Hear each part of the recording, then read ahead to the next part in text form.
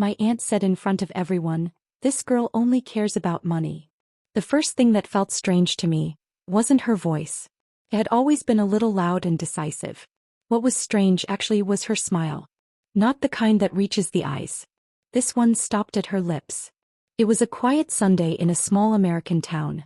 The kind where maple trees line the streets and white picket fences make everything look calmer than it really is.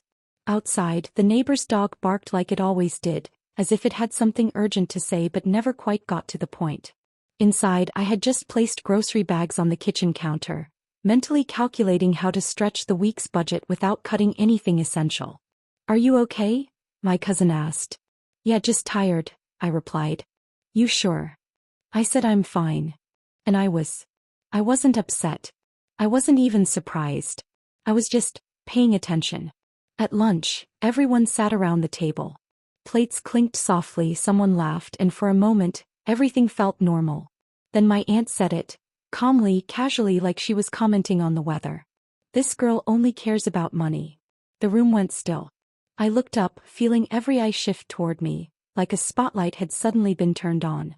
I didn't react. I didn't argue. I simply picked up my glass of water and took a slow sip. I did nothing in that moment, except remember it.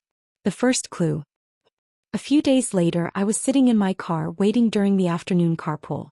Warm sunlight spilled across the dashboard as I checked my phone just to pass the time. That's when I saw the email. Subject: Property Documents, Urgent Review. I frowned. I hadn't requested anything like that. So I opened it. Attached were official-looking documents. My name was there, but the request hadn't come from me. I slowed down, reading more carefully. Reference number. Property address. And at the bottom, my aunt's name. I stared at the screen for a moment, then locked my phone just as the kids ran up. "Hi," they shouted. "Hey, seatbelts," I said with a small smile. I didn't mention anything. I didn't need to. The second clue. Back home, I heard the soft drip beneath the kitchen sink. The same leaky faucet I'd been putting off fixing.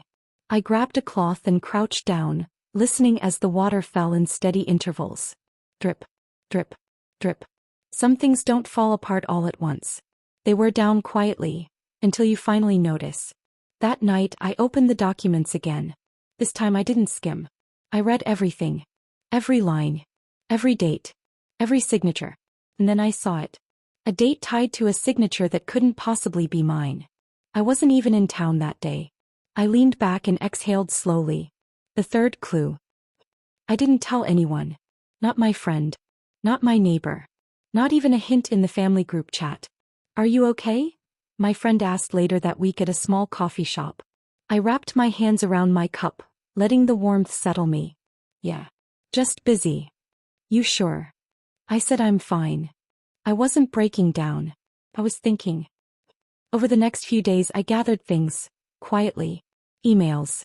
Timestamps. Bank records. And an old voicemail, something most people would have ignored. I saved everything in one folder. I named it just in case. I wasn't in a hurry. I wasn't angry.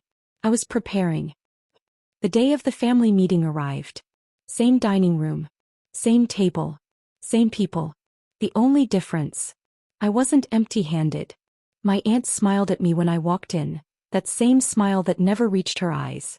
"So," she said, "you wanted to say something?" I nodded. "Just something small." I took the folder out of my bag and placed it gently on the table. No drama. No raised voice. Just paper. "What is this?" someone asked. "Just some documents," I said calmly. "I thought I'd share." I slid each page forward. The email. The request. The signatures. The dates. And then, that date. The room fell silent, not tense, just still. Like everyone was waiting for things to make sense. I didn't look at anyone. I just aligned the papers neatly. "This must be a misunderstanding," my aunt said, though her voice lacked its usual confidence. I looked up for the first time. "Maybe," I said softly. "That's why I brought everything." Then I placed the final page on the table. The voicemail transcript. No one spoke. Neither did I. I didn't stay long. I closed the folder, picked up my bag, and stood. "You're leaving?" someone asked. I gave a small, polite smile. Yeah. I have a few things to take care of. We should talk. I shook my head gently. There's nothing left to explain. And there wasn't. Everything that needed to be seen had been seen. Outside the air was cool. Maple leaves rustled softly just like before. For once, the neighbor's dog was quiet. The next morning I woke up early. Soft light filled the kitchen. The coffee machine hummed quietly. I poured a cup and stood by the window. The street looked the same. The fences were still white.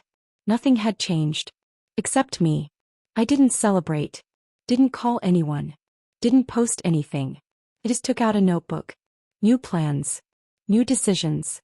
At the bottom I wrote, move forward. Some things don't need loud endings. Sometimes the truth doesn't need defending, just timing. And evidence. The rest? People figure out on their own. I finished my coffee, set the cup in the sink, now finally fixed, and walked to the door. It was a new morning. And this time, I didn't look back.